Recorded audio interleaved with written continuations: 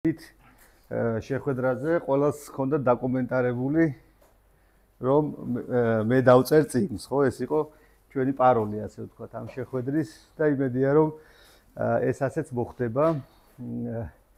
ჩვენი შეხვედრები პრინციპში ემსახურება ხოლმე სწორედ ამ რაღაცა გარკვეული ტიპის სტერეოტიპული წარმოდგენების მსხრევას, რომ ყველაფერი ისწავლება წერის გარდა.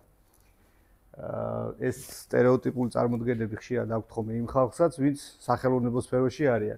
და მე მგონი უკავშირდება იმიტომ გვაქვს ეს წარმოდგენა, რომ არ გვიცდია, ვერ გავბედეთ, ან ესე დაგვასწავლეს. მე ვცდილობ ხოლმე ამ კურსის ფარგლებში, რომ ეს სტერეოტიპული წარმოდგენები დავამსხვრიოთ და ვნახოთ, რომ შემოქმედებითობა ეს არის ადამიანის ზუსტად ისეთივე ენერგია, როგორც მაგალითად სექსუალურობა ან რაღაც სხვა ამბავი, თქვათ, ან თუნდაც რაღაც შრომის ენერგიის გამოთავისუფლების სურვილი და ასე შემდეგ.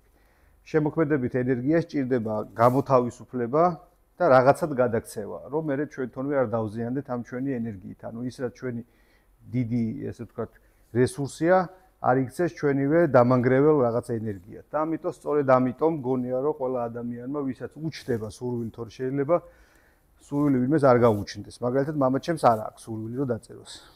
და მეუბნება, რომ ტყუილად წერო, იმიტომ რომ ყველაფერი დაწერილია უკვე და რაღაც ახალი რაღაცების დაწერას აზრი არ აქვს. მაგრამ მე უხსნი, რომ ახალი რომც არ დავწერო, ის რასაც მე ვწერ, ჩემია. და ის რაც ჩემია, ის უნდა თქვა, ისე როგორც უნდა თქვა.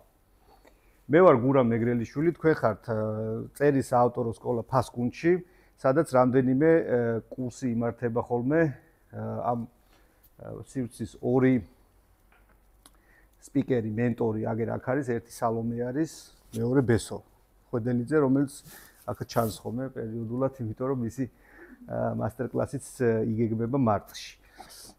ჩვენი მიმართულება ძირითადი არის თავისთავად ცხადია წერა, თუმცა მხოლოდ ეს არ არის ჩვენი მთავარი ხაზი, ასე ვთქვათ. აქ ბევრი სხვადასხვა კურსი იმართება, ფსიქოლოგიის მიმართულებით, რელიგიის კურსი გვაქვს ძალიან საინტერესო, გუშინ მქონდა სხვათა შორის, უმაგრესი ლექცია იყო, ვერ ვიშლებოდით აქედან, ინდუიზმზე იყო ძალიან საინტერესო და ეხლა ჩვენ ყველა სიზმარში ვართ, მოკლედ ინდუიზმის მიხედვით. ბრაჰმანი ხედავს სიზმარს და ასე ვთქვათ, ეს ამბავი არის და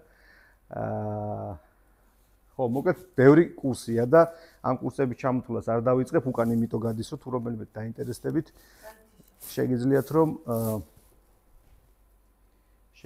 რომ მონაწილეობა მიიღოთ. რაღაც ეს არის ზუზულებს. ხო, დღეს მე ვილაპარაკებ და ჩავატარებ ძალიან პატარა მომცრო მასტერკლასს იმის საილუსტრაციოდ, რომ გაჩვენოთ, როგორ შეიძლება შექმნას ადამიანმა იდეისგან რაღაცა ტექსტი. რა განსხვავებაა მოთხრობას ნოველასა და რომანს შორის? ძირითადად მაინც ჩვენ აქ კურსზე ამ ტრიადაში ვიტრიალებთ. აი თქვენ როგორ წარმოგიდგენიათ რა განსხვავებაა აი ამ სამ ჟანრს შორის, თუ როგორ შეიძლება ვთქვათ რა, ამ სამ ფორმას შორის?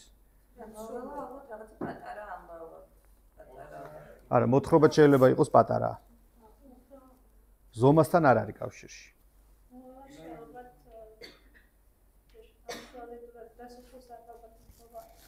არა, ნახეთ, ზოგადად არსებობს ესეთი ამბავი და ალბათ მაგას დღეს მაინც უნდა შევეხოთ, იმიტომ რომ უნივერსალური ფორმულაა, რასაც მე მაგალითად წერის თერაპიის ჯგუფშიც ყვები ხოლმე და ვიყენებ და წერის მასტერკლასსაც ვიყენებ, თქვენთანაც გავაზიარებ. საინტერესო ფორმულაა, რომელზეც არ არის წერა, რა თქმა უნდა, დაფუძნებული, მაგრამ ჩემი პრინციპი არის ხოლმე ესეთი, რომ მათემატიკური სიზუსტით ვცდილობ აუხსნა ჯგუფს, როგორ გააკეთოს ის, რაც უნდა გააკეთოს. ანუ ყველაზე მარტივით ვიწყებ და მე ვართულებ და ყველასთვის რო იყოს გასაგები და რაღაც საერთო სამეთყოლო ენაზე რო მივიდეთ. სანამ აქამდე მივალთ, გეტყვით რა განსხვავებაა ამ სამ ფორმას შორის. ნახეთ, გმირი ყოველთვის რაღაცა A-დან B წერტილამდე უნდა მივიდეს, ანუ რაღაცა თავგადასავალი უნდა გადახდეს მას თავს. ანუ პირველ ზოგადად ტექსტი როგორც წესი სამ პირობით ნაწილად იყოფა, ეს არის შესავალი, განვითარება და დასასრული. არსებობს ბევრნაირი ტექსტი, რომელსაც დასასრული არ აქვს, არსებობს ტექსტები, რომლის შესავალი პირდაპირ განვითარებიდან, ეხლა ამას არ მივყვებით, ჩვენ მივყვებით კლასიკურ ფორმას, რომლის ცოდნაც მე თქვენ საშუალებას მოგცემთ, რომ არასტანდარტულად დაწეროთ. ანუ იმისთვის, რომ დაწერო ველბეკივით, უნდა შეგეძლოს წერა და იმისავით, რა ქვია, ლევ ტოლსტოივით, ძალიან ფორმის გავწიე, მაგრამ იმის თქმა მინდა, რომ კლასიკური ტექსტის აგება და კლასიკური ფორმა უნდა იცოდე, რომ მე მოახერხო და დაწერო თანამედროვე ტექსტი. და აი ამ შესავალ ნაწილში ჩვენ გმირი, ანუ მე სპეციფიკურ ტერმინებს ვიხმარ და მე დაიმახსოვრებთ პროტაგონისტი. პროტაგონისტი ეს არის ნაწარმოების მთავარი მოქმედი პირი, ვის ამბავსაც ჩვენ მივყვებით. ნაწარმოებში არის ერთადერთი პროტაგონისტი. ანუ როგორ არის, რომ ზოგიერთ ლიტერატურა მცოდნეს აქვს თეორია და ვერსია, რომ არის რამდენიმე პროტაგონისტი, მე მომწონს ის თეორია და ის ხაზი, რომ ერთი ადამიანის პრობლემა უნდა გადავჭრათ ჩვენ წიგნში. აი გაიხსენეთ თუ გინდათ დიდი ნაწარმოებები და მიხვდებით, რომ საბოლოო ჯამში ყველგან ერთი პროტაგონისტი არის. და საჩოთი რო ტექსტები სადაც არის, იქაც მაინც ერთი პროტაგონისტია. მაგალითად, რომეო და ჯულიეტაში ვინ არის პროტაგონისტი? ორი აი სათაურშიც რომეო და ჯულიეტა ყავს. აი ასეთ შემთხვევაში როგორ უნდა გაიგო ვინ არის პროტაგონისტი? ეხლა დათა თუთაშხიაში ვინ არის პროტაგონისტი ხო ხვდებით? ვინ? დათა თუთაშხია. მაგრამ რომეო და ჯულიეტაში ვინ არის პროტაგონისტი? არა, პროტაგონისტი უნდა იყოს ის, ანუ თუ ეხლა ძაღლზე არის წიგნი, ძაღლი იქნება. თუ სპანჯბობზე უყურებთ, თქვათ, მულტფილმს და ტექსტია, სპანჯბობი იქნება. ანუ ნივთით შეიძლება იყოს, თქვათ, პროტაგონისტი, თუ მისი ამბავია მოყოლილი. რომეოა პროტაგონისტი და რატოა იცი? როდესაც თანაბარი თითქმის მნიშვნელობის ორი პერსონაჟი გვყავს ტექსტში. პროტაგონისტი არის ის, ვინც მოქმედებას მიერეკება წინ. ანუ ამ შემთხვევაში ჯულიეტა არის პასიური და რომეოა აქტიური.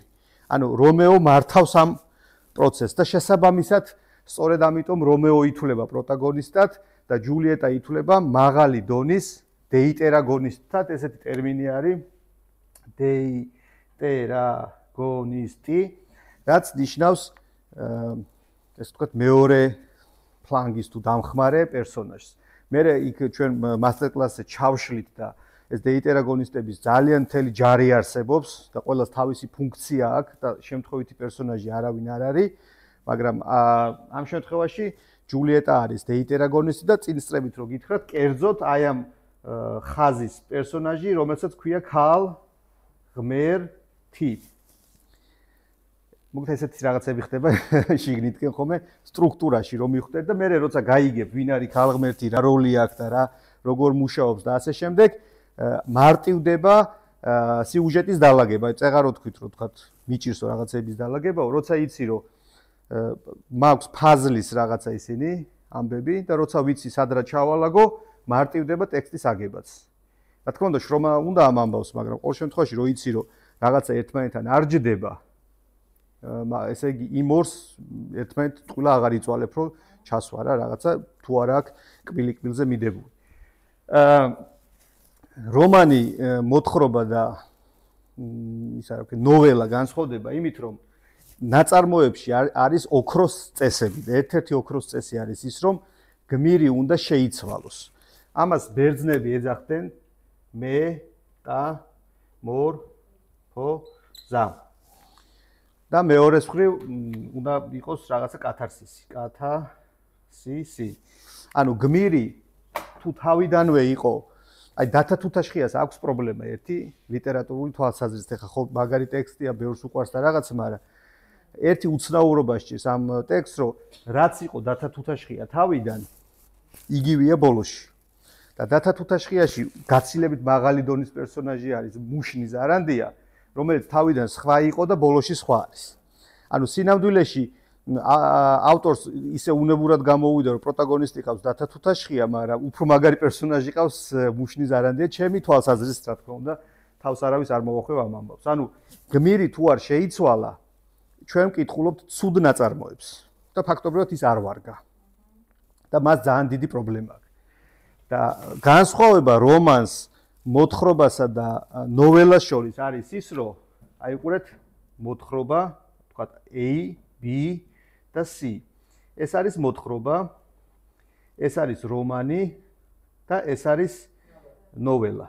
ნოველა. მოთხრობის შემთხვევაში ჩვენ ვხედავთ გმირის, ესე იგი, მეტამორფოზის პროცესამდე, პროცესში და პროცესის შემდეგ.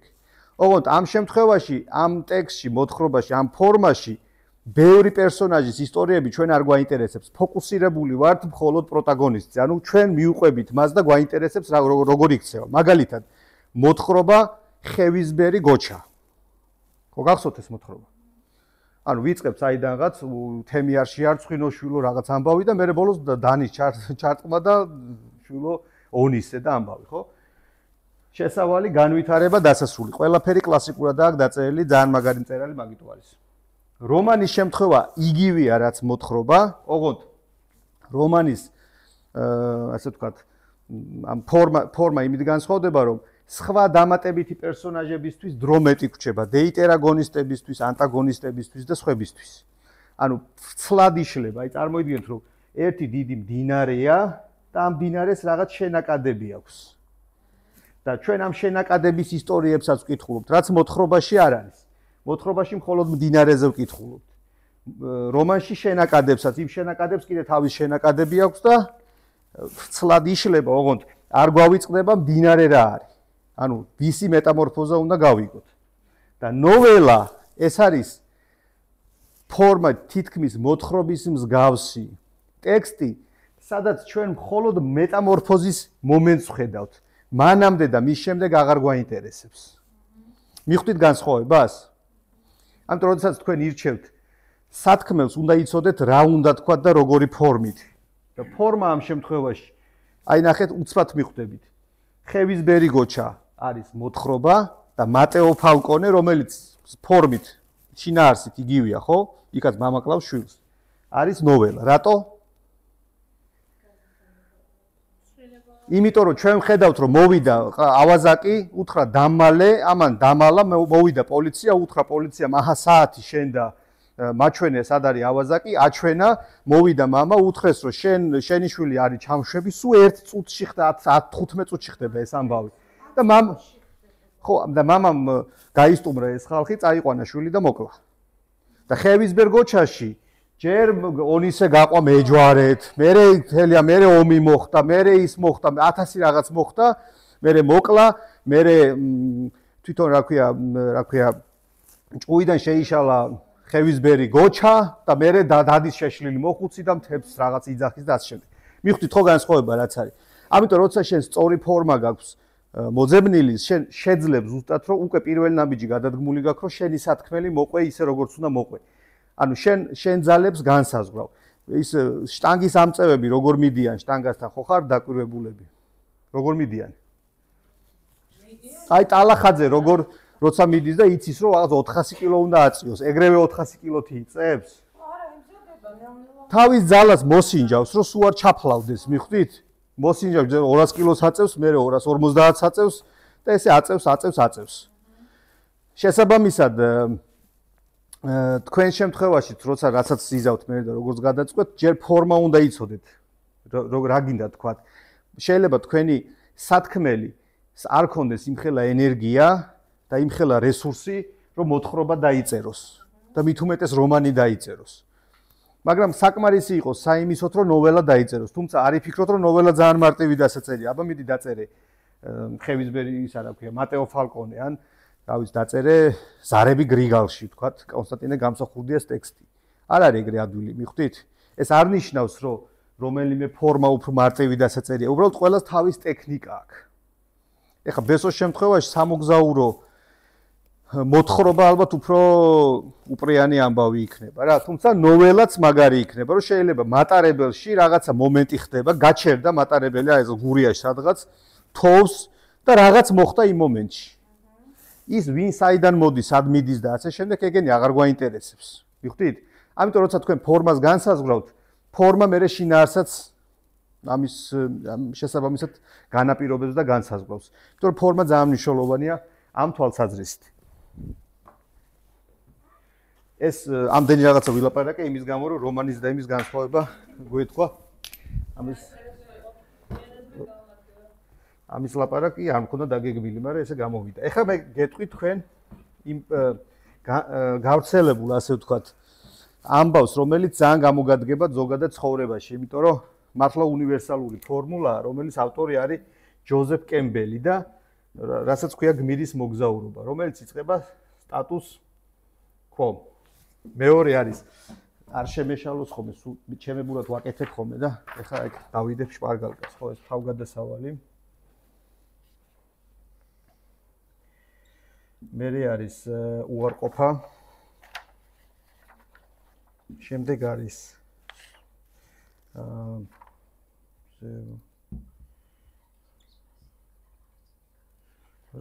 შემდეგი არის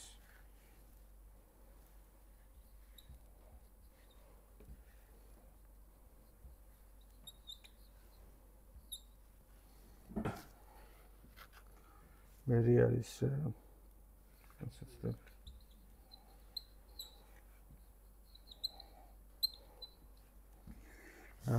მერე არის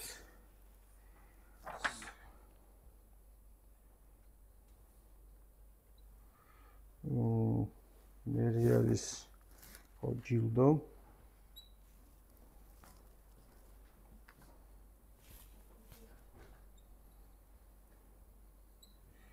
მერე არის ელექსირი. აი ხა ნახეთ ესეც საინტერესო ფორმულაა. ზევით არის.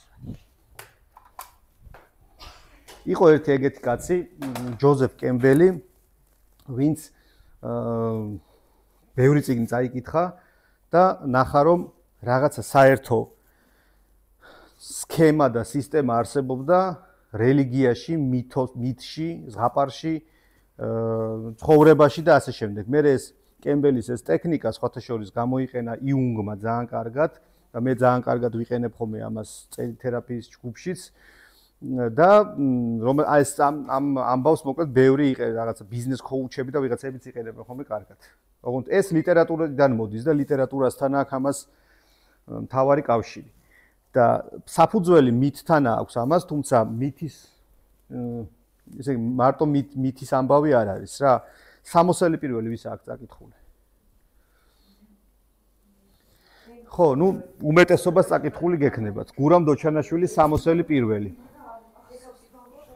სამოსელი პირველი თლიანად აი ამ ფორმულაზე არის აგებული, იმიტომ რომ გურამ დოჩანაშვილს ძალიან უყვარდა ბერძნული მითოლოგია, ბევრ ტექსტშია გამოყენებული ბერძნული მითოლოგიის პრინციპები და გურამ დოჩანაშვილმა, რომელიც რაღაც რელიგიითაც დაინტერესებული და გატაცებული ადამიანი იყო და ეს ბერძნული მითოლოგიაც მოსწონდა, თავისი წიგნი სამოსელი პირველი დააფუძნა მონომითს, გმირის მოგზაურობას, რაც გულისხმობს იმას, რომ გახსოვთ გმირი რო უნდა შეიცვალოს, საიდანღაც რო უნდა დაიწყო და სადღაც დამთავრდეს, ეს არ არის ნოველის ფორმულა, ეს არის მოთხრობისაც არა, უფრო რომანის ფორმულა.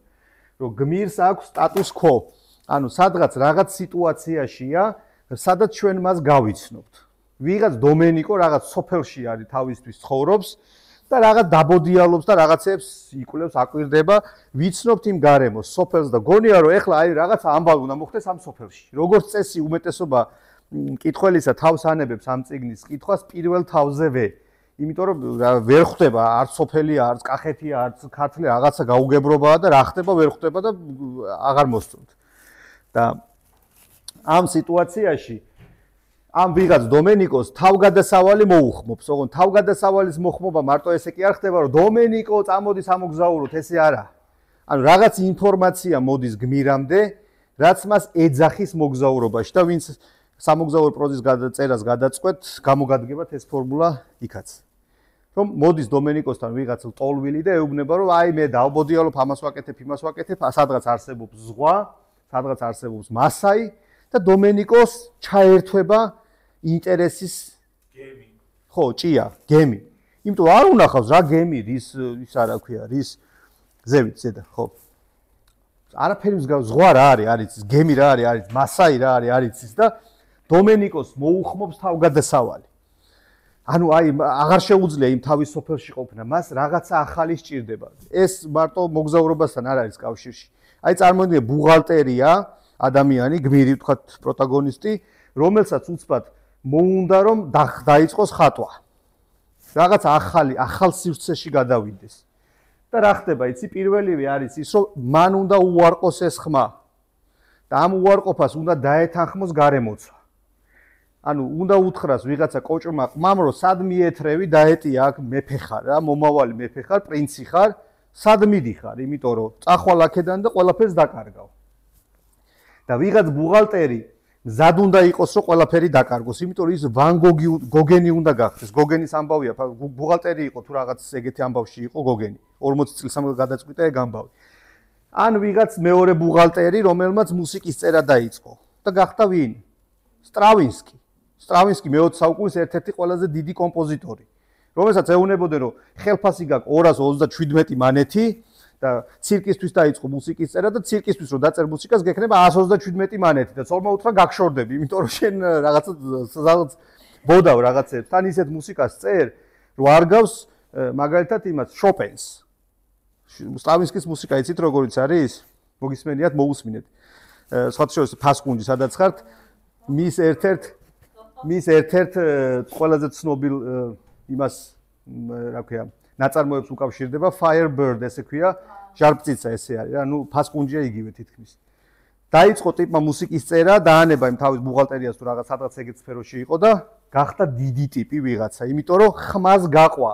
ანუ უარყოფას კი არ დასჯერდა, არამედ გაყვა იმას, რაც ეძახდა. და უარყოფის ნაწილში ყოველთვის გამოჩნდებიან უახლოესი ადამიანები, მეგობრები, ცოლი, დედა, მამა, ვიღაც გეუბნებს რას აკეთებ. უარ გაგიჟდი შენ. ეგ შენი გზა არ არის. და თუ გმირი დაუჯერებს ამას, ეს არის ის ცუდი ნაწარმოები, რაც იყო თავიდან, ის დარჩა ბოლოში. ამიტომ არა, ეს როგორ მოხდება, ეგ სხვა საკითხია, მაგრამ ის მიდის. იმას სხვა გზა აღარ აქვს, იმიტომ ინტერესი, აი ეს ხო გახსოვთ დომენიკო, რომ გემის ნახვა უნდა და მეფობასაც დათმობს. რავი, ყველაფერს დათმობს. იმიტომ რომ გემი უნდა ნახოს. შემდეგ არის ზებუნებრივი დახმარება და მენტორი. ანუ გმირი ბეჭდების ბრძანებელი ერთ-ერთში ეს არის, იმიტომ რომ კემბელმა როცა ეს დაწერა, ეს ფორმა რომ გაუმხილა ისა ჰოლივუდის სცენარისტებს, პირი დააღეს ტიპებმა და თქვეს, რომ აი მაშინ ბეჭდების ბრძანებელი იმ პერიოდში ისა სცენარზე მუშაობდნენ და ზუსტად მიხვდნენ, რაც უნდა გაეკეთებინათ. იმიტომ რომ ეს მონომითი იესო ქრისტეზე მოგიყვებით იგივე ამბავი იქნება ზუსტად. ზებუნებრივი დახმარება გამოჩნდება, იმიტომ რომ გმირი მარტო ვერაფერს ვერ გააკეთებს. კი, თვითონ უნდა გახდეს გმირი. კოლექტიური გმირები არ არსებობენ. ანუ ჩვენ ყველა ერთად გმირი ვერ გავხდებით რა. ინდივიდუალურად უნდა გავხდეთ გმირები, მაგრამ იმ აქტამდე მისასვლელად მე მჭირდება გარემოცვა. ამიტომ პირველი ვინც მასთან გამოჩნდება ხოლმე, ეს არის რაღაც ზებუნებრივი დახმარება. ეს ოდისევსიდან დაიწყო იდეაში, ოდისევსისთვის ეს იყო ისა რა ქვია, ის ქალღმერთი რა ქვია, ათენა, ხო, რომელმაც იტვირთა ასე ვთქვათ ოდისევსის აი ეს ზებუნებრივი ფარველობა და მისი მენტორობა. ეს მენტორი არის ის, ვინც შენს ამ მოგზაურობაში რაღაცნაირად აი გზაზე გაგიყვანს. ეს არის მენტორი, რომელმაც ახალ გზაზე გასასვლელად გიბიძგა, იმიტომ რომ მე მეშინოდა წერის, იმიტომ რომ მასწავლებლები მართლა მეუბნებოდნენ შენ რაღაცა ძალიან ცუდი ისა ხარ, უნიჭო ხარ, ესა ხარ, ისა ხარ, არ გამოგივა, ვერ იზავ, არ იზავ და ასე შემდეგ და ეს ხო იცი ჩარჩენილი რო გაქვს რა. შემდეგი არის რომ გმირი გადაწყვეტს იტყვის რომ ანუ ისა წილი ნაყარია და ზღურბლის გადაკვეთა. ანუ დომენიკო წავიდა სოფლიდან. უთხრეს რომ ერთი ის მაინც დატოვე რა ქვია დრაკანი და თქვა რომ არა ჩემი წილი მომეცით და მივდივარ უკან მოსახეთს აღარ იტოვებს და მიდის სად მიდის თვითონაც არ იცის იმიტომ რომ რო იცოდეს ეს აღარ არის გმირის მოგზაურობა იქ ის წინა სამყარო ისეთია რომელშიც ის ვერ ერკვევა მაგრამ აი ამ შიშის დაძლევაა მთავარი ამბავი რა რომ აი სადღაც შედის ამ თავის თავგადასავალში და ამ გზაზე ის პოულობს თანამოაზრეებს აქ შემოდის ქალღმერთის იდეა წეღარაც გითხარით ვიღაცას დეიტერაგონისტები, ვიღაცებს აკრებს ასე ვთქვათ აქეთკენ და იწყება განსაცდელები. ანუ ნახე რა უნდა მოხდეს რატო ვამბობდი წეღარო შეცდომას უშვებს მეთქი ზოგიერთი ავტორი. რომ ყველაფერს აქვს თავისი ლოგიკური ამბავი. აი თუ ვინმეს ბიზნესი დაგიწყიათ. თქვენი მიხვდებით რომ აი ამ გზას რო გაუყვებით, წინასწარ შეგიძლია რაღაცები იწინასწარმეტყველო. მაგალითად ის რომ ბინას რო ჩადე ბანკში და რაღაცა რო იქირავ და აბრას რო გააკეთებ და ყველა ტაშს გიკრავს და ჯერ თავიდან გეუბნები რა გააკეთო არ გაიცოდე იზარალებ ჩავარდები რაღაც მერე ყველა მოდის და პრეზენტაციაზე ღვინოს დაგილებენ რაღაცებს აუ რა მაგარია და გვერდის მაღაზიაში იყიდია ხოლმე შენთან არ შემოვლენ ეგეთ რაღაცები მოხდება და შენი გასაჭირი რო გაქვს და რაღაც თელი ამბავი რო გაქვს და ხო იცი აი რო აკოწიწებ იქიდან აქ აიღო იქ ჩადო რაღაცები გააკეთო კიდე დაემატება ამას თლათ უბედურება გამოქვაბული რომ ერთ დღესაც მიხვალ მაღაზია უნდა გააღო და დამწვარია მთლიანად მიხვდით? ტექსტი ესე იგება. ანუ ჩვენს გმირებს საზიზღრობებს მართებთ. ჩვენ მას ცხოვრებას კი არ უადვილებთ. არამედ მაქსიმალურ განსაცდელებს ჩავაგდებთ, იმიტომ რომ ისინი გახდნენ გმირები. გმირი ანუ ტანკის ქვეშ შევარდნას კი არ ნიშნავს. გმირი შეიძლება იყოს ისეთი რაღაცა თავის თავზე ოდნავ ამაღლებული ადამიანი, რომელსაც მაგალითად ძალიან ეშინია ერთი ოთახიდან მეორეში გასვლის, არის 8 წლის ბავშვი, ბიჭი, თავისი ძმა აშინებს, რომ ტუალეტში რო შეხვალ, იქიდან ვირთხები ამოხტებიან და მოგაჭამენ რაღაც ერთ ადგილს და ამას ეშინია და ურჩევნია რომ ან კამფეტი მიცეს ძმას და გაიყოლოს, ან ჩაისვაროს როგორ არის, ჩაიფსას. და ის ძმა ამით ისარგებლობს.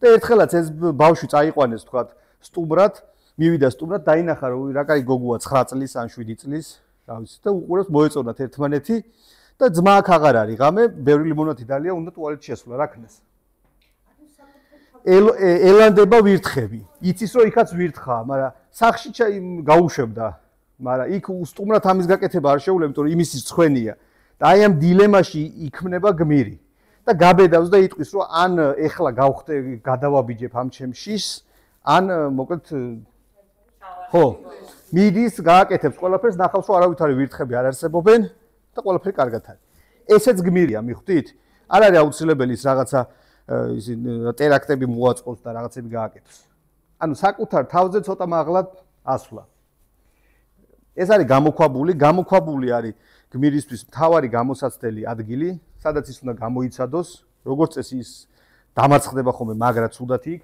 ამ თავის გამოქვაბულში დომენიკოს გამოქვაბული სად არის კამორა სადაც თოჯინასავი დასვეს იმაზე რა ქვია თაროზე ანუ მისი პიროვნება მაქსიმალურად გაანადგურეს და უთხრეს რომ არააობა ხარ შენ მაგრამ ის უნდა მკვდრეთით აღდგეს ანუ გმირი იქ უნდა დარჩეს მკვდრეთით უნდა აღდგეს ანუ მან უნდა აი აქ უნდა მოხდეს მისი ტრანსფორმაცია შეიძლება დომენიკოს არ შეუძლია ბეტანკურის მოკლა მაგრამ გაბრაზდა და გამოხატა ეს აი ერთხელაც რაღაც ხალხს მთელი ცხოვრება არააობათ აგზნობინებდნენ სახში თავს და ერთხელაც გაბრაზდა და თქვა რომ დააბაკუნა ესე ფეხი და თქვა რომ არა აღარ გავაკეთებ ესე როგორც შენ მეუნები დედამთილო ქმარო რავი ვიღაცამ და აი ესე გააკეთა და ყველანი ესე უყურებდა ცოტა ხო არ აჟრიალებს ამას რეებს აკეთებს რა მაგრამ ეს ამბობს რომ აღარ გავაკეთებ მორჩა აი ესე ვიზავ და ამას მოყვება ხოლმე ჯილდო ჯილდოს მოყვება ის რომ გმირი ჯილდოვდება იმითი რა რისთვისაც ის იბრძოდა მაგრამ ის უნდა დაბრუნდეს თავის საწყის წერტილთან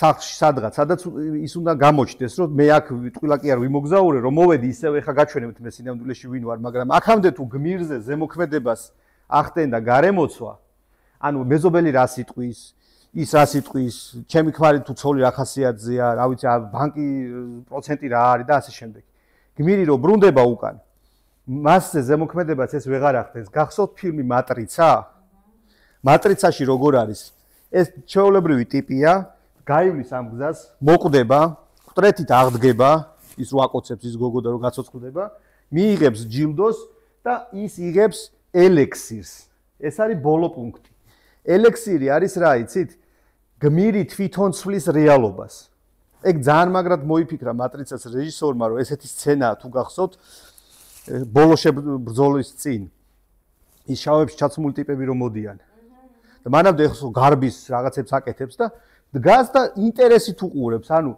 ეს რეალობა ამას ვერაფერს ვეღარ უკეთებს და ის ტყიებს რომ ეს რომ გაიზმორება და კედლებიც რომ გაიწევა. კი, იგივე ამბავია იქაც. ხო? ანუ გმირის შემთხვევაში გმირი თვითონ არის უკვე ამინდის შემქმნელი. თვითონ უკვე, ანუ შეიძლება თუ პირობითად, რა ვიცი ხა, ისეთი უფულო იყოს, მაგრამ ეს აღარ ახდენს მას ზემოქმედებას. თვითონ ქმნის ამინს, ასე ვთქვათ რა. აი ეს არის გმირის ბოლო წერტილი, რომ ის მისი სტატუს quo ისევ ახალი მასში შედის და მეორე ახალი მოგზაურობა იწყება. ანუ ერთ თავგადასავალში, ერთ წიგნში, ერთი წრეა. ცხოვრებაშიც ესეა, ვთქვათ, ჩვენ ერთ წრეს რო დავკეცავთ, მეორე მეორე წრეზე მივდივართ.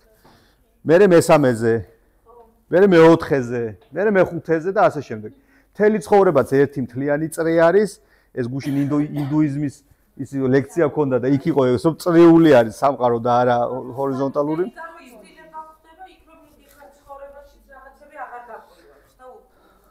ხო, ნუ მოკლედ ეს არის ფორმულა, რომელიც ძალიან გვეხმარება ხოლმე ტექსტის დალაგებაში. და ხო, ცხოვრების დალაგებაშიც თუ მაგალითად წერითერაპიას ჯგუფში მაგალითად ამ კუთხით მივყვებით ხოლმე, იქ უფრო ამ ფორმულას ვიყენებთ ხოლმე. წერის შემთხვევაში უბრალოდ ამ ფორმულას იმიტომ ვაზიარებ, რომ მარტივი არის რაღაცა საწყის ეტაპზე გასაგებად, საით უნდა წავიყვანო გმირი. მერე თქვენ იქ ნახავთ, რომ ძალიან დეტალურად არის ახსნილი, აი აქედან აქამდე მისასვლელად, აი როგორც როქსოუს ადამიანი ხარ, ნაქსოვი ესე კაია ვთქვათ, რომ შეხედავ. მაგრამ იქ მთელი ამბები ხდება, ხო, რაღაცა ეს რო გამოიყვანო რა. ამიტომ ამას ჭირდება სწორედ ის ტექნიკის ცოდნა, რასაც მე ვაზიარებ და ვასწავლი და რასაც დაწუნებული ვარ ბესოც იგივეს აკეთებს ცოტა სხვანაირი ფორმით. მე უბრალოდ უფრო მათემატიკურად ესე დაღეჭილად ძალიან სიზუსტით მირჩევნია ხოლმე ახსნა, ბესო უფრო ხატსახეებით ხსნის როგორც მახსოვს და მთლიან სიუჟეტზე აკეთებს აქცენტს. აი მოდი ახლა გავაკეთოთ ესეთი პატარა ისეთი ყველას დრო არ გვექნება, მაგრამ პატარა სავარჯიშოსავით შეგვიძლია გავაკეთოთ, ვისაც წარმოდგენილი ყავთ გმირი პროტაგონისტი თქვენი ტექსტის. აი რაღაცა კითხვებს დაგისვამ და თქვენ იმაზე პასუხს რო გამცემთ, მიხვდებით ჯერ ერთი თქვენ თვითონ რამდენად ცხადად ხედავთ იმ თქვენ გმირს და მეორე მიხვდება მსმენელი რამდენად ცხადად ხედავთ თქვენ გმირს.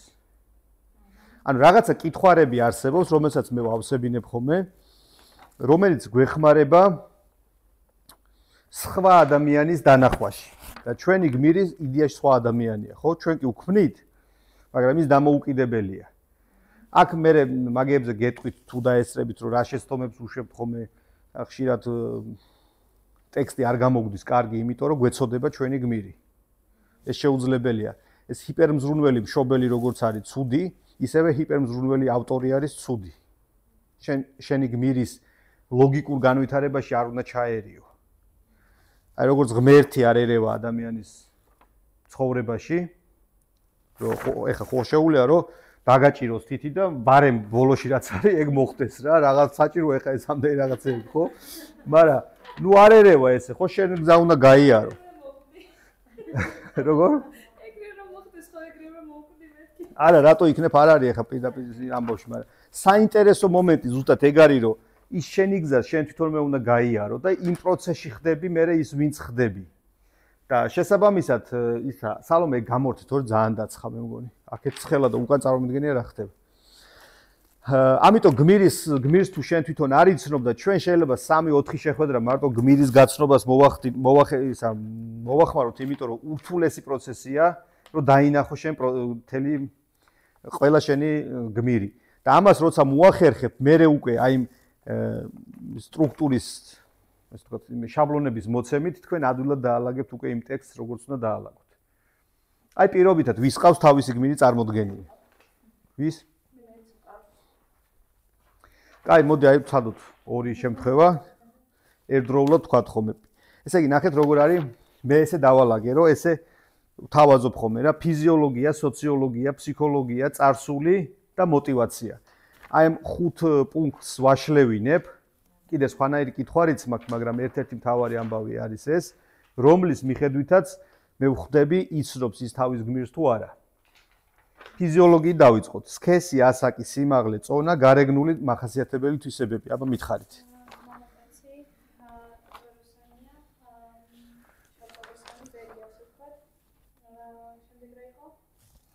გარეგნული დამახასიათებელი თვისებები, სიმაღლე, წონა. ნუ აქ ეხლა ცოტა წერია, მაგრამ ბევრი რაღაც შეგიძლიათ.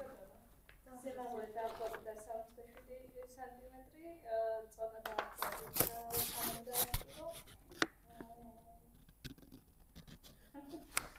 არ ჩანს საერთოდ გმირი.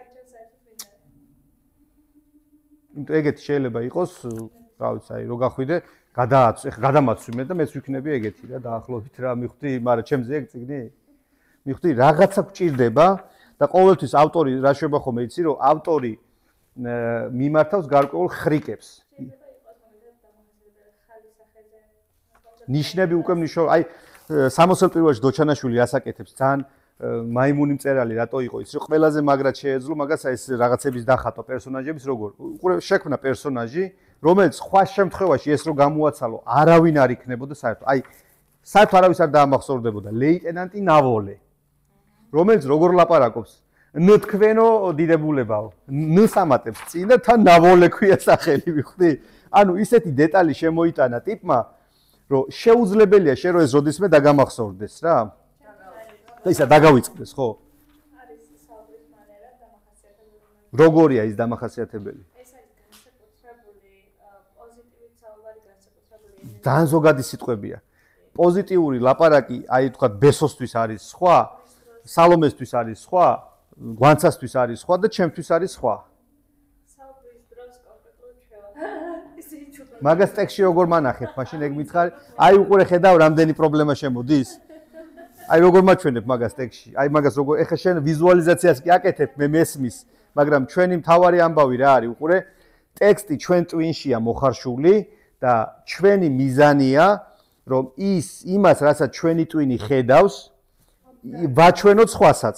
ეს არის ურთულესი პრობლემა, იმიტომ რომ მე უნდა მოვახდინო ჩემი ფიქრების მატერიალიზაცია და ეს მატერიალიზებული ტექსტი შენს ტვინში უნდა გაცოცხლდეს მიახლოებით მაინც როგორიც არის ის. ამიტომ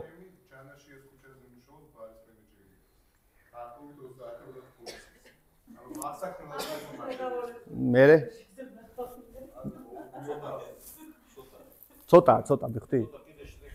ანუ რაც უფრო მეტად ჩაშლი, ეხა აქ რა თქმა უნდა ვერ გავაკეთებთ, ეხა თქვენ ყვარელოდებოით ამ და სად?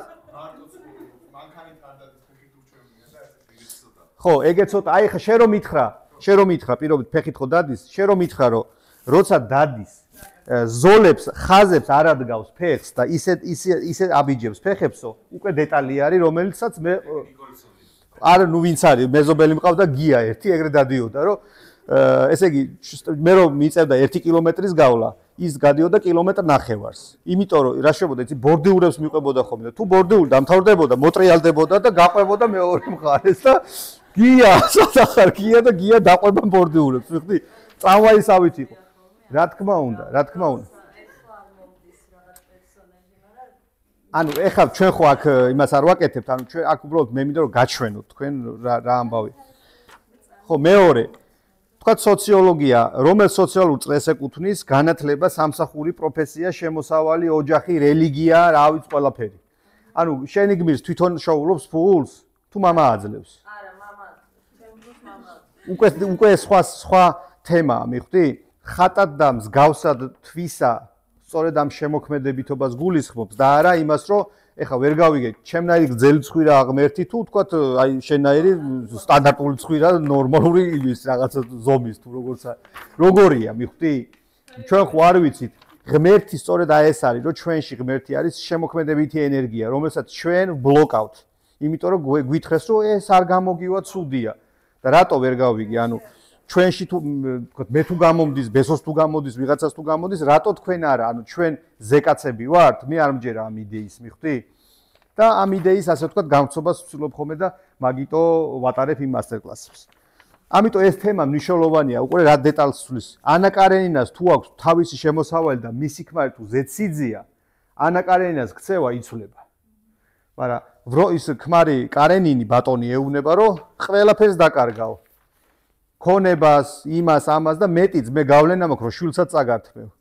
და აი ამ გამოქვაბულიდან უნდა გამოვიდეს ანა კარენინა. ეხა იმას რომ შეეძლოს, რომ ეს ქმარი მის კმაყოფაზეა და ეტყვის, რომ ბოლო-ბოლო წადიკაცო აქედან შენ ვინა ხარ და მე ჩემ თავს თვითონ მივხედავ და მე გავლენიანი ქალი ვარ.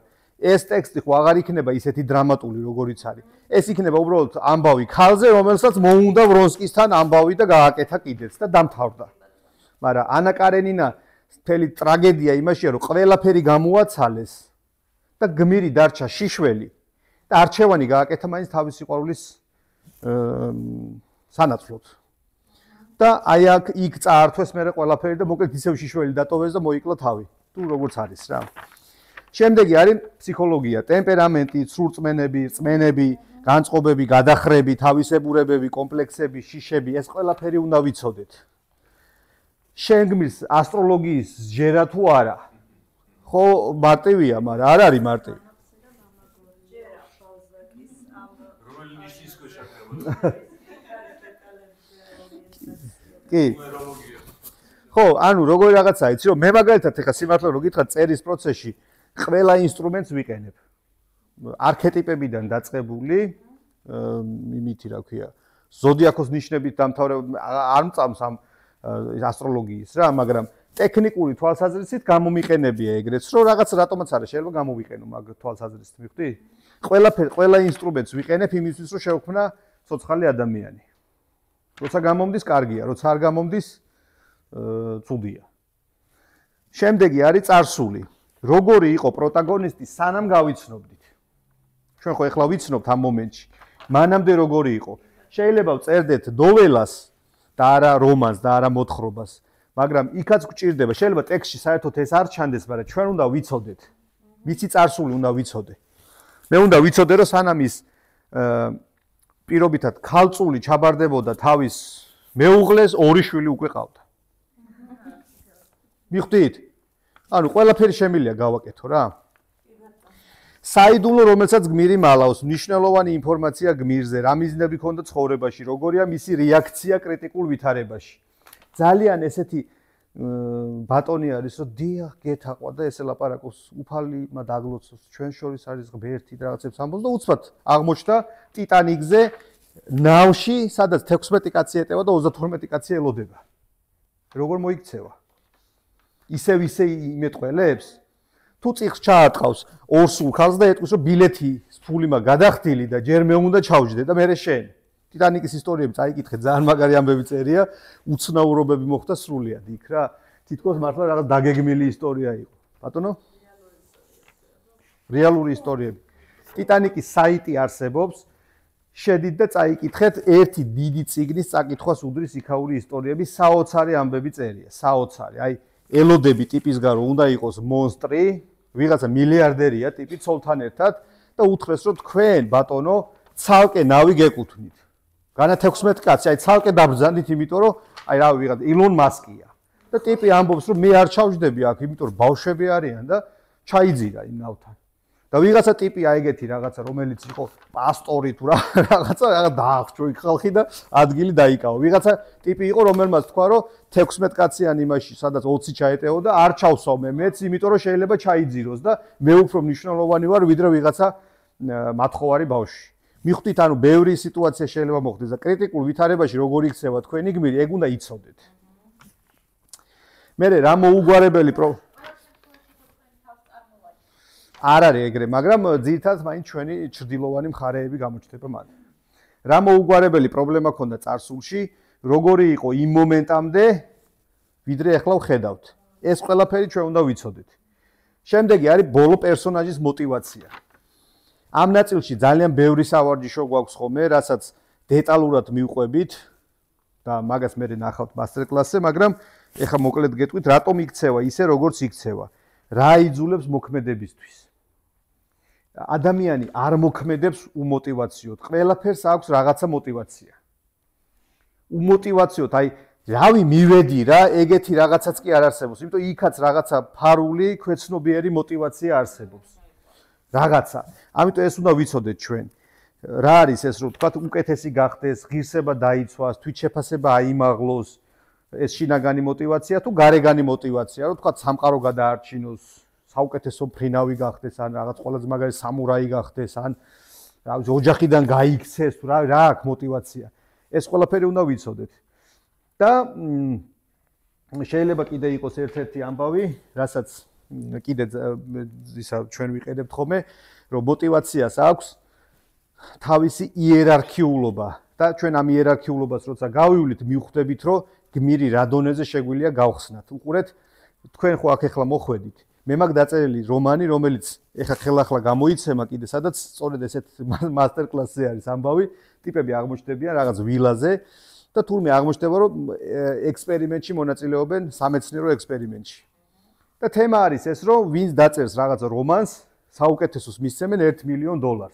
წაგიყვანენ სადღაც მაგარ ამბავზე და ხო იფიქრებ, რომ რავი, წავალ რა, გადასახდელი არაფერი არ არის და წავალ იქ. ეგება და დავწერო, ხო. 2011 წელს გამოვეცი ეს წიგნი, ქვია მოდელი, ერქვა მოდელი 18-12, ხა რაღაცები შევცვალე, სხვა სახელით გამოიცემა.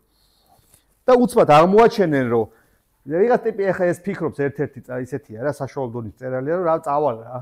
თუ ვერ დავწერ, იქ წერია პირობებში, რომ ჭამეს, ქალი გინდა გყავს, კაცი გინდა გყავს, ნარკოტიკი გინდა გაქვს. რავი, ყველაფერი გაქვს რა.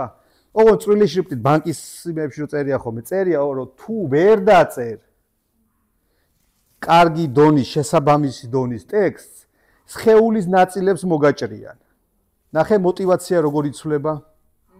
ეხლა მე რო თქვენ გითხრათ, რომ აქ თქვენ კი ნებით მოხვედით, მაგრამ აქედან ვერ გახვალთ თუ და ჩამოთვალო ეს რაღაცა იერარქია, როგორ შეიცვლება თქვენი ქცევა. ხომ აი დაფიქრდით, აბა როგორ შეიცვლება თქვენი ქცევა. რო აღმოჩნდეს, რომ ეს ეგეთ ფილმები ხო არის გადაღებული რაღაც მიხდით ხო რაც არის, ამიტომ ამ ნაწილში мотиваციას აქვს თავისი იერარქიულობა. თუ გმირს დასაკარგი აქვს სიცოცხლე, სხვანაირად მოქმედებს. თუ ღირსებას ეხება სიცოცხლესთან ხშირად გათანასწორებული, აი ვაჟაბშაველა რადგან ახსენა, ვაჟაბშაველას გმირებს სიცოცხლე კი არ ემუქრებათ, სიცოცხლის წართმევა, არამედ ღირსების წართმევაზეა ლაპარაკი. და ისინი სიცოცხლეს თმობენ, იმიტომ რომ ღირსება არ დათმო. სიცოცხლე ხო ძალიან მაღალი мотиваციაა, მაგრამ ვიღაცისთვის ღირსებაც ძალიან მაღალი мотиваციაა. შემდეგ შეიძლება იყოს სამსახურის დაკარგვა. აი არჩევანის წინაშე დაგაყენეს, რომ ეხლა შენ უღირს რაღაცა გადაწყვეტილება, ჩინოვნიკი ხარ, ვიღაცა ტიპი ხარ და გეუბნებიან, რომ ან მიდი ხელი მოაწერი, ან დაკარგავ თანამდებობას და პლუს ბანკის ვალები გელოდება უკან ზურგს უკან. როგორ მოიქცევი? ესეც мотиваციაა. ვიღაცისთვის мотиваცია შეიძლება იყოს, რომ შენს ახლობელს ემუქრება რაღაცა. მიხვდი, ანუ ეს мотиваციების იერარქიულობასაც ვაკეთებთ ხოლმე და ამის შესაბამისად მოქმედებს გმირი, როცა მოქმედებს. შესაბამისად, ანუ რა მინდა გაჩვენოთ, იცით, საით მიყავს, რომ ყველაფერს აქვს თავისი აი ესეთი რაღაცა, აი ბუღალტრულად როგორც არის, ხო, Excel-ს ფაილში ყველაფერი არის გაწერილი თავისი და ყველაფერი ლაგდება მერე თვითონ. ისევე ლაგდება ტექსტში, როცა ყველაფერი თავის ადგილზე დგას. ამიტომ თქვენი ტექსტის აგების პროცესში უნდა იცოდეთ, რომ არც ერთი ნაწარმოები ჰარიჰარალოძე ესე არ იწერება. არ იფიქროთ, რომ ესე ვიღაცა ეხა დაჯდა თავისთვის და მუზებს და რაღაცებს დაელოდა. მუზები არ არსებობენ. ეხა ვიგეტყვით. არსებობს მხოლოდ ვირული შრომა და წერლობა ეს არის ვირული შრომა. ეს მუზა მოვიდა რაღაცა დამეს იქიდან რაღაცეები ეგრე არ ხდება. ანუ ეგ მაგ ზღაპრებს შემიძლია ეგ ზღაპარი მოუყვე და ძალიან ლამაზად შევფუთო, რომ აი აქ რომ მოხვალ თქვენ მუზები და რაღაცები გაიხსნება და რაღაც ამბები იქნება. პროზა ეს არის ცოდნა და ვინც არ კითხულობს ის ვერ წერს. კიდევ ერთი ამბავი, თუ არ კითხულობთ ვერ დაწერთ. ეხლა მე არ ვკითხულობ და ვწერ და წერა-კითხვაც არ ვიცი, მაშინ მუჰამედი ხარ, კი ბატონო, დაწერე ის არა ქვია, ყურანი რა. მუჰამედი იყო ეგრე, რომ არც კითხულობდა, არც წერა-კითხვა იცოდა, მაგრამ დაწერა ის არა, ყურანი. უკან ნახავთ როგორც იყო რა. ხო და ეს ამბავი არ გამოდგება, ანუ ვინც არ კითხულობს და ვინც მუდმივად არ წერს, ის ვერ დაწერს. წერა წერით ისწავლება, მხოლოდ მე თქვენ რაღაც გზამდე მიგიყვანთ, მაგრამ იმის იქით ჯადოქარი აქ არავინ არ არის, რომ ვიღაცას ხელი დაადოს და ის გადაიქცეს, ასე ვთქვათ, მწერლად რა. მაგრამ არსებობს დამერწმუნე ტექნიკა 40 წუთში ჩემი აზრით საკმარისზე მეტი ინფორმაცია მოგეცით იმისთვის, რომ მეჩვენებინა შესაძლებელია თუ არა წიგნის ასე ვთქვათ, წერის სწავლა. თუ კიდე რამე ეჭვები და კითხვები გაგიჩნდათ, გაგცემთ ახლა მე პასუხს ამ შეკითხვებს. ქარჩხაძეს აქვს მგონი ეგეთი რაღაც ნათქვამი, რომ ანუ მწერლობა ძალიან რთულია, ანუ ადამიანის გონებაში უნდა შეძრე რაღაცნაირად და ეს ხო აი ხა თქვენ ხო აღნიშნეთ რომ უნდა იშრომ რაღაცა წვალება, მაგრამ მანდამდე რომ მიხვიდე ხო ანუ იძულებული ხარ ხო რაღაცნაირად რომ წერო, აი ეს შენი თუიმე გაძალებთ იძულებული ხარ, მაგრამ მე მგონი არავინ არ გაძალებთ თქვენ. შენი გონება გთხოვს დაუშვათ რომ წერო. ზოგადად ადამიანს წერის სურვილი არ უჩნდება შემთხვევით. წერა თავისთავად არის თერაპიული პროცესი. უნდა იცოდეთ რომ თქვენ რა პრობლემებიც არ უნდა გაწუხებდეთ წერის პროცესში, თქვენ ამ პრობლემას სერიოზულ ზიანს მიაყენებთ. ძალიან სერიოზულ ზიანს. როგორი ზიანის მიყენებაც ჩემი აზრით არც ერთ თერაპიულ სხვა პრაქტიკას არ გააჩნია. რატომ იცით? არტ თერაპიის სხვა მიმართულებები გრძნობებს არეგულირებს. მაგრამ ტვინთან მუშაობა შეუძლია მხოლოდ ლიტერატურას, იმიტომ რომ ლიტერატურა წყობრად ალაგებს ყველაფერს. ანუ აი ქაოტური ფიქრები, რაღაცა ესეთი არეულ-დარეული აზრები, რაღაც გარკვეული ტიპის აკვიატებები ამეებთან პირდაპირ კავშირში არის წერის პროცესი. ლიტერატურა, რომელიც ვერ გამართავ ტექსტს თუ წყობრად არ დაალაგე. ანუ თქვენ ტვინს აძლევთ რაღაცა გარკვეული ტიპის ფორმას, აი შეიფი რაც არის რა და იმის იქით გასახანი აღარ აქვს. ამიტომ წერა ყველა ვარიანტში არის თერაპიული პროცესი. ანუ სულ რომ ვერ დაწერო კარგი ტექსტი, უნდა იცოდეთ რომ რაღაცა პრობლემა, რაც გეძახის რომ დამწერეო, წერის წერა არ მოგინდება შემთხვევით თუ რაღაცა პრობლემა არ გაქვს გადასაჭრელი. პრობლემა არ ნიშნავს რომ მაინც რაღაცა მატკივა. შეიძლება ჩემი პრობლემა ის იყოს რომ ვიღაცას ტკივა და ესეც ჩემი პრობლემა არის. კი ბატონო, წერა არის გადაღეჭვის კარგი საშუალება. ამიტომ ყველა ვარიანტში კარგია წერის პროცესი და მე ვფიქრობ რომ ყველა ადამიანმა უნდა დაწეროს რა. რაღაცა დაწეროს, დღიური დაწეროს, რაღაცა დაწეროს, მივხვდი, მაგრამ როცა შენ სწორი ფორმით წერ და სწორ მიმართულებას აძლევ და სწორად მიყვები პროცესს, შედეგიც დგება. თავიდან არც ერთ წერალს არ აქვს ალბათ ჩაფიქრებული ის რომ აი დავდგები და ეხლა მე რაღაც დიდ წიგს ისეც დავწერო, გამოვცე და რაღაც ანუ თავიდან რაღაცის შენი იმითი იწყებ, ხო? ამ შენი რაღაც სურვილების რაღაც შინაგანი ძახილით გამოიწყებ წერას. და მერე ხდება ეს უკვე საქმეც.